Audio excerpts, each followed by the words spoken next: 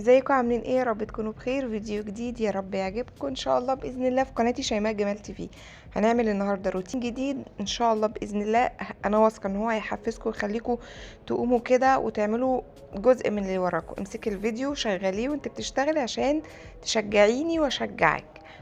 النهارده الروتين هيكون في المطبخ، بس قبل ما نبدا الروتين ما تنسوش تدعوا لاخواتنا في غزه. طبعا انتوا اكيد واخدين بالكم ان من ساعة ما بدأت يعني أنزل على المنتدى وأنزل وأدعي في القناة وأجيب سيرة غزة كتير، الريتش عندي ضاع. معرفش ده ليه علاقة ولا لأ، بس أعتقد ليه، لأن هو في تحذير إن محدش يتكلم على غزة وعلى اللي ما يتسموش التانيين دول. فأكيد هما مقصرين على القناة، بس عادي ما تفرقش، يعني مش فارقة. بس عموما اللي ما بيظهرلوش الفيديوهات ومش بيشوفها يدخل القناة ويلغي الاشتراك ويشترك تاني. اخر فيديو ده عندي اليوتيوب ما اقترحوش خالص، فلو ما دخلتيش القناة مش هينزلك الفيديو او مش هتشوفيه. فاللي عايز يشوف الفيديوهات يدخل القناة نفسها، ولو انتي مشتركة الغي الاشتراك واشتركي تاني وفعلي زرار الكل عشان اي فيديو ينزل عندك. وما تنسوش تدعوا لغزة واطفال غزة وستات غزة وشباب غزة وكل غزة. ربنا ينصرهم رب ويثبتهم. الفيديو جري مني معلش. انا ده كيلو من اللحمة حطيت عليه كيلو من اللحم، حطيت عليه بصلتين كبار وحطيت عليه فلفل الوان وحطيت عليه ربع دهن. الدهن بيفرق جدا، سواء حواوشي سواء كفتة، اي حاجة بتتشوي او يعني بتتعمل بالطريقة اللي هي مش لحمة مسلوقة يعني. فلازم بتحط لها دهن، بتفرق جدا، خاصة في الكفتة في كفتة والبرجر والحاجات دي. الحواوشي لو مش عندك دهن بتحطي له دهن وانت يعني مادة دهنية وانت بتسوي. انا حطيت مادة دهنية من جوه، فمش هحط مادة دهنية وانا بسوي. بس يعني لو ما عندكيش يعني ممكن ما تحطيش وتسويه في سمنة وانت بتسوي. لكن زي ما قلت لكم الكفتة لازم، البرجر لازم تحطي له نسبة برضو، هيفرق معاكم جدا. لحد ما الحواوشي يستوي هنشطب شوية حاجات معانا ناخدها في ايدينا كده مش هنحس بيها. لو انت بتعملي اكل ومعاكي 10 دقايق، معاكي 5 دقايق لحد ما الاكل مثلا يستوي، ممكن تعملي فيه اي حاجة. انا هنا هغسل البوتاجاز عشان زي ما انتوا شايفين كده البوتاجاز شكله ما يسرش ابدا. وكمان الحوامل، انا قلت كمان الحوامل وبعد كده شميت ريحة شياط رهيبة، قلت اكيد انا حاطة حاجة على البوتاجاز ونسيت، بس ما لقيتش عندي. هو اكيد عند الجيران، ربنا يعوض عليهم بقى. والحوامل برضو حطيتهم في الحوض، هما كمان كانوا عايزين يتغسلوا. انا عايزه افك البوتاجاز. شايفين الجزء اللي هو العين الكبيره دي، الجزء اللي جوه ده، انا مش عارفه افك البوتاجاز. انا شفت قبل كده حد شال الجزء اللي فوق ده كله وغسل البوتاجاز تحت. انا مش عارفه اشيله خالص، اني انا اشيل الطبقه اللي فوق اللي هي فيها العيون دي واغسل البوتاجاز من جوه. انا حاولت قبل كده ان انا اشيل الجزء ده، معرفتش. يعني مسامير، في مسامير بتفك معايا وفي مسامير لا، فمش عارفه. ومن جوه يا جماعه ريحه الشياط زياده قوي. استنى هروح ابعت لهم على الواتس، اقول لهم في حاجه ممكن تكون نايمه ولا حاجه، واقول لهم ان في ريحه شياط عشان حرام. ثانيه واحده، بعت لها يا رب تشوف الرساله بقى. الريحة المفروض تخف، لا دي بتزيد، يعني حاجة بتتحرق لا ومستمرة في الحرقان، مستمرة على البوتاجاز. خلصت البوتاجاز وزي ما انتم شايفين كده بقى بربرق. هنجيب الحوامل ونفس الموضوع هغسلهم. رشيت انا اللي انا كنت برشه على البوتاجاز ده زي سترس، بس ده اللهلوبة يعني. بصوا ممكن يكون سترس وباور اقوى، بس ريحتهم شديدة. اللهلوبة لا، ريحتها يعني ريحتها مش يعني ما تحسيش ان تخنقك ولا حاجة، لا ريحتها مقبولة جدا. او كمان يعني ممكن نقول ان هي ريحتها حلوة، مش حلوة يعني حلوة، فمش هتخنقك ولا تعمل اي حاجة. عشان كده انا بقيت الفترة الاخيرة بستخدمها. باور قوي جدا بس ريحته شديدة قوي. انا هنا هعمل مع الحواوشي بطاطس محمرة، بس للأسف البطاطس دي طلعت مش بطاطس تحمير، فهنعمل لها ايه، هنحطها تاخد سلقة واحدة بس، واحدة بس. حطيت مية وفيها معلقتين ملح، وهندي البطاطس سلقة واحدة بس، ما تزوديش عشان طبعا انت مقطعاها صوابع، ولو زودتي ممكن تتهري منك. مش هتبقى اهي بترد عليا بتقولي لا مش انا، امال الريحة دي جاية منين؟ بتقولي مش عندي. يلا معلش. فلو زودتي، في السوا هيبقى البطاطس هتتهري، مش هتبقى صوابع. بتقولي انا في المطبخ ومفيش حاجة عندي. انت هتسمعي الفيديو دلوقتي هتلاقي نفسك لايف يا هبة. بكلمك وبسجل، بس والله يا جماعة الريحة يعني ريحة شديدة، انا كنت فاكراها والله عندي. طب اذا كانت مش عندي ولا مش عندكم، الريحة جاية منين؟ ما علينا. دلوقتي هنحشي الحواوشي. العيش اللي انا بستخدمه ده بيتقطع ومش حلو خالص، فمش هعمل، مش مكملتش يعني، عملت 4 بس وقلت خلاص هنجيب عيش تاني، وما كملتش عشان حرام احط الحواوشي في العيش ده وهو بيتقطع. كده كده هيستوي يعني، مش هيبان، بس يعني قلت هجيب عيش يكون مناسب اكتر. العيش مش عارفه فيه ايه، افتحه من هنا يتقطع، اعمله من هنا يتقطع، ما كانش مناسب معايا، فما عملتش الكميه كلها، وقلت ايه، هجيب عيش غيره. البطاطس بعد ما اديتها سلقه واحده بس، فحطيتها في الطاسه عشان احمرها.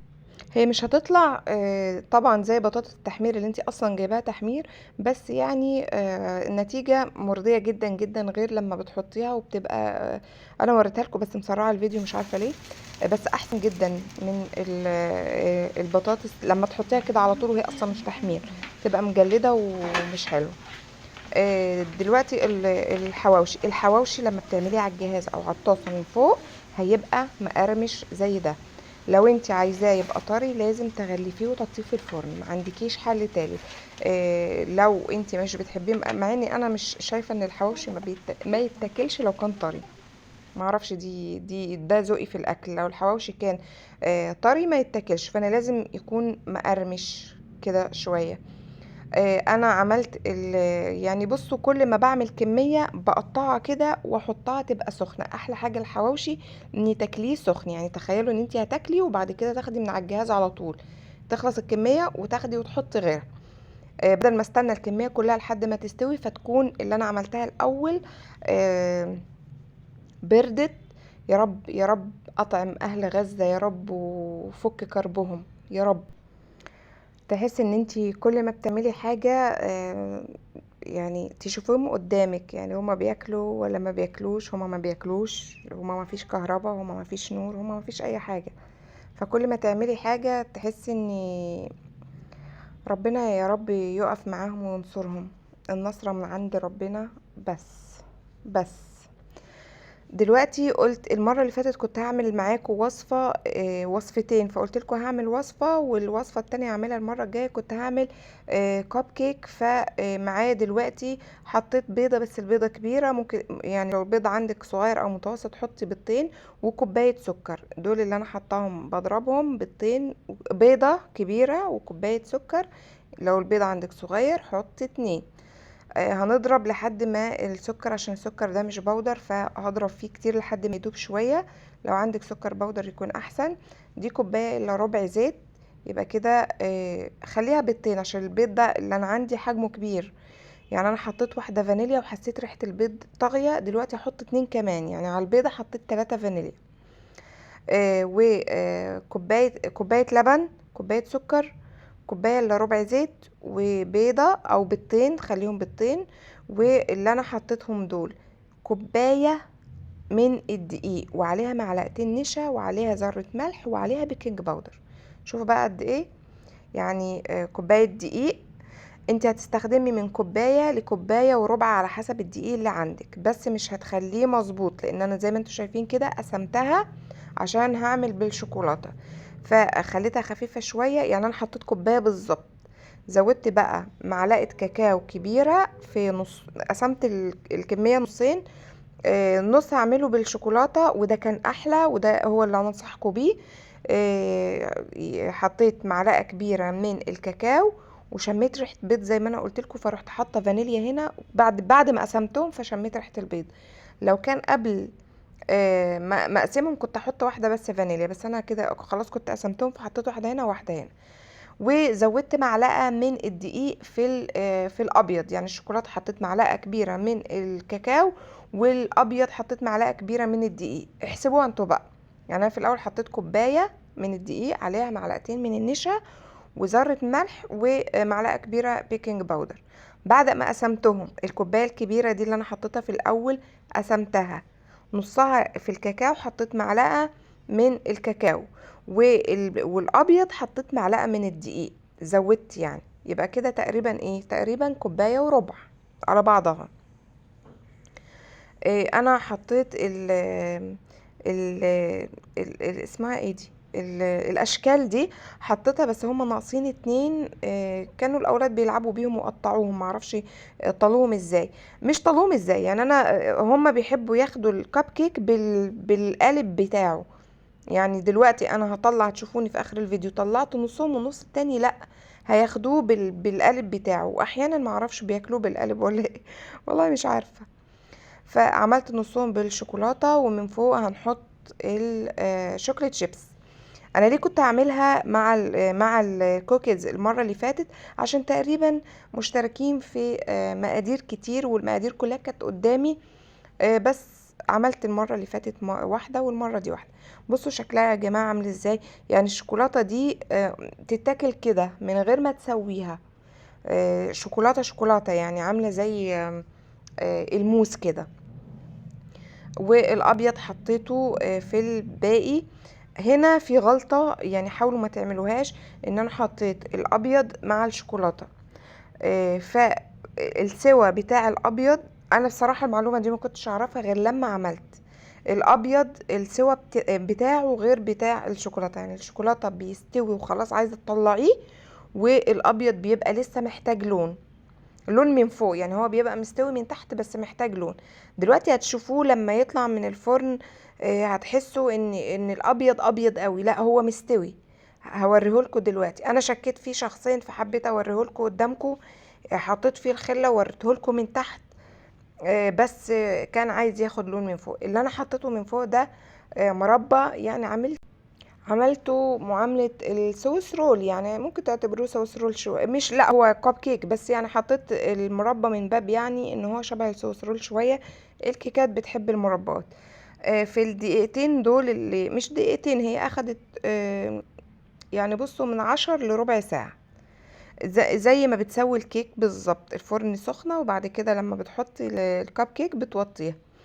هنا قلت اخد المطبخ، قلت لكم لو في دقيقتين ولا 10 دقايق وانتي بتعملي حاجة استغلي حاجة تانية. فقلت السيراميك عندي لو ما اتعملش بالفرشة بيبقى الفراغات بتاعته مش نظيفة، ما بعرفش انضفها غير كده. وندلق شوية مية